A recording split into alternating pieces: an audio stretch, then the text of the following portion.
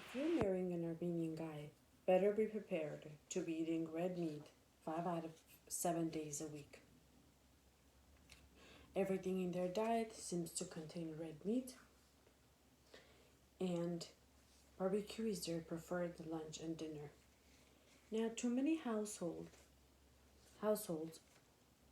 eating healthy is understood and enforced, while others cannot imagine it due to other demands in the household or not enough budget to stretch with. My Armenian husband's job keeps him extremely busy. He's workaholic.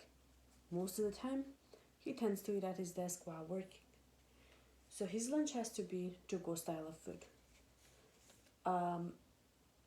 Most to-go style of foods out there are extremely unhealthy. Shortly after we got married, I embraced the idea of having to make him lunch every day. He has been the only one with the income for the past 2 years. My main job has been to fit in the budget every month to make sure I'm shopping healthy food with smart tips to be able to fit in the budget we have set for every month. Eating healthy is a priority in my household. Keeps us energetic for our 3-year-old and for our daily tasks in and out of the household. I have been enforcing eating healthy habits for the past 2 years. I can say it has changed our health and immunity, increased productivity, enhanced development, allowing us for better energy. I will inform you of a household of 1 person income, how healthy eating habits have been embraced, and also inform you some of the government budgets. Some of the government programs available for those who qualify.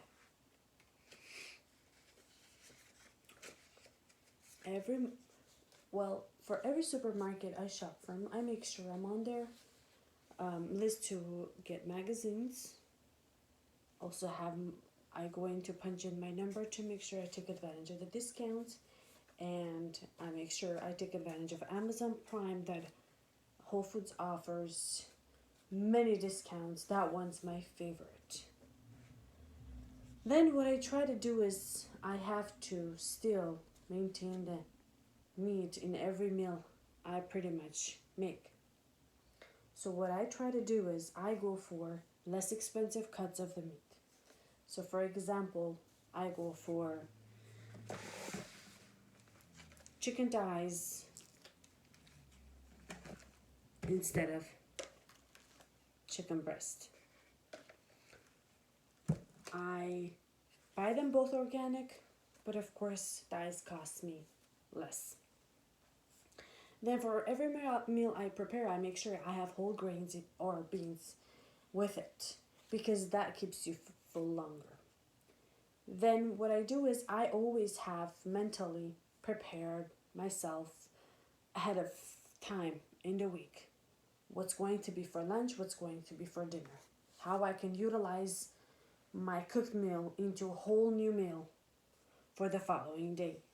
So what I do is, for example, if I have a roast beef for dinner, I have the leftovers turned into either a sandwich or tacos. Or I'll come up with a whole new recipe, add some spices while I have the Google recipe going for me. Now, some of the government programs that are available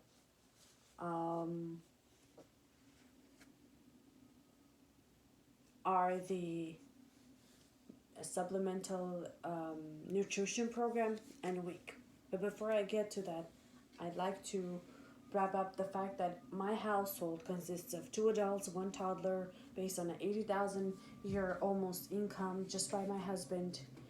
What I do is I pay the bills, the leftover money, the leisure money is used for, first thing I do is go food shopping.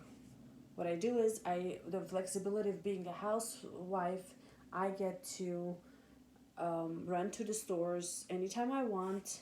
I know the peak hours. I know to go in early morning to pick up the fresh produce or vegetables. Not necessarily organic, but I tend to pick it up fresh in the morning early. Then what I try to do is go later in the day for peak hours over, less expensive for me to purchase. Then I have $300 to $400 a month set for our food shopping. Everything I do in that whole month, I have to make sure I'm within the budget. Some of the steps I went over is what keeps me within the budget. Now, the government programs that I know are available are the Supplemental Nutrition Program. They call it a SNAP Challenge. It's a 6-week guide eating on a SNAP diet. It gives you grocery lists online, recipes, and cost estimates. If you don't qualify, it still can help you to prepare healthy meals. Now, the WEEK program is meant for those who qualify, low income, pregnant, breastfeeding, postpartum women. Tools to help, foods to help meet the nutrition needs of yourself and your young children. It also provides education about nutrition and breastfeeding. Now, healthy diet is a foundation of a healthy lifestyle. Good nutrition is associated with a reduction in chronic diseases, including diabetes, heart disease, and cancer. Today, I have talked about some of available programs. For those who qualify and those who don't, should take advantage of the tips to prepare healthy meals. Trying to change a diet of someone who only prefers red meat and carbs can be challenging.